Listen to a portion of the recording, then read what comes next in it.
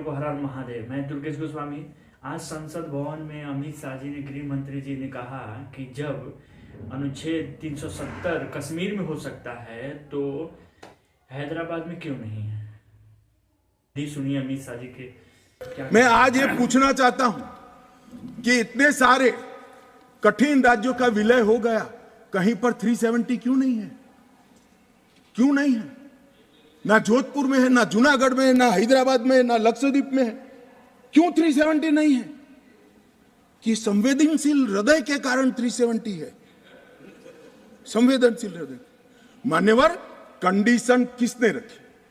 किसने स्वीकार की? इतिहास जवाब मांगता है, देश की जनता जवाब मांगती है। जवाब देना पड़ेगा, भाग नहीं सकते इतिहास से कोई। मान्यवर, सेना भेजने में देरी क्यों हुई? और ये कहते हैं कि इसके बाद भी देरी हुई है। मैं साहब एक रेफरेंस सैम मानेकशॉ का देना चाहता हूं। फील्ड मार्शल सैम मानेकशॉ तब डायरेक्टर ऑफ मिलिट्री ऑपरेशंस थे। उन्होंने एक जगह पे कहा है कि कबीलाई हमलावर आक्रामक और लूट मचा रहे थे, तब चर्चा में ही व्यस्त थे। मैं व्यक्ति का नाम देना नहीं चाहता वरना खड़े हो जाएंगे। तब एक मीटिंग में सैम मानेकशॉ मौजूद थे।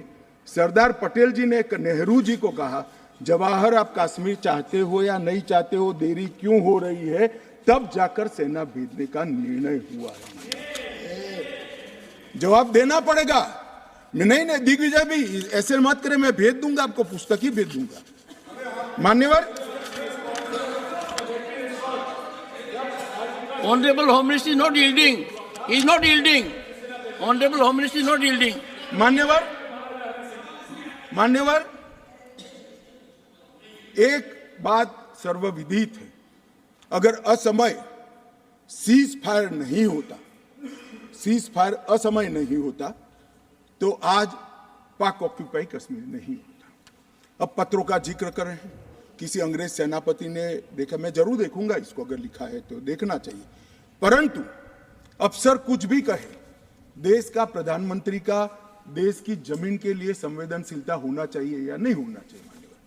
इतना छोटा सवाल है। हमारी सेना जीत रही थी, वो भाग रहे थे। 2 दिन रुक जाते, पूरा पाक ऑक्यूपाई कश्मीर तिरंगे के तले आ जाता। क्यों किया?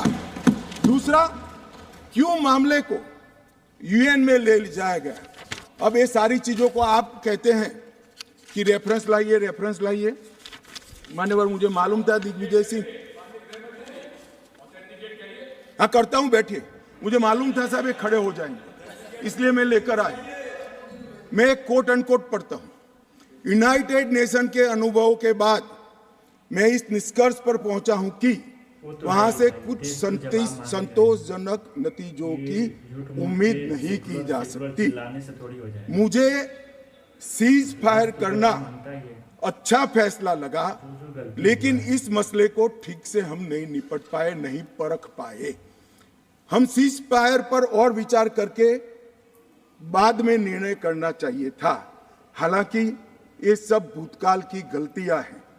ये जो कोट है किसी और का नहीं है, जवाहरलाल नेहरू का है। अब उनको तो मानोगे या नहीं मानोगे कि उन्होंने गलती की है, स्वीकार करी है। और साहब एक मिनट, सोर्स भी बता देता हूं। Nehru memorial museum and library, Jawaharlal Nehru connection, JNSG 143 part 1। और उस वक्त जब अरे भाई, स्वयं नेहरू कह रहे हैं मेरी गलती थी, क्यों इतना पकड़ कर रखा है पूंछ?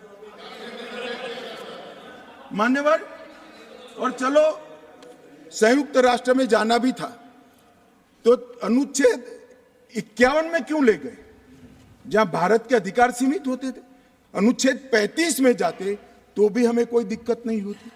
ये भी एक बहुत बड़ा गलत फैसला था।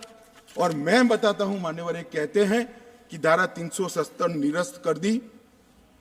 अगर कल को ये 40 साल के बाद, जोर से बोले मनोज झा जी, 40 साल के बाद, क्योंकि ये मानते हैं कि 40 साल के बाद मैं नहीं हूंगा, मैं तो 60 का हो गया, मेरा आयु 40 साल का हो ही नहीं सकता।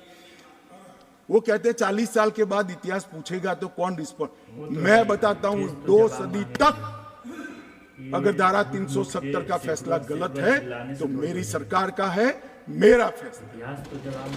प्रधानमंत्री नरेंद्र मोदी जी ने फैसला लिया है। ना मोदी जी इस फैसले से भाग सकते हैं, ना हमारी कैबिनेट भाग सकते हैं, और ना हमारा पार्टी भाग सकता है। रिस्पॉन्सिबिलिटी ऑन करनी पड़ती है। जब इमेज बिल्डिंग के लिए बड़े बड़े फैसले लेते हैं, संवेदनशील दिमाग से फैसले लेते हैं, तब इसको ऑन भी करना पड़ता है और देश को जवाब भी देना पड़ता है। इस तरह से नहीं चलता है इतिहास, और इतिहास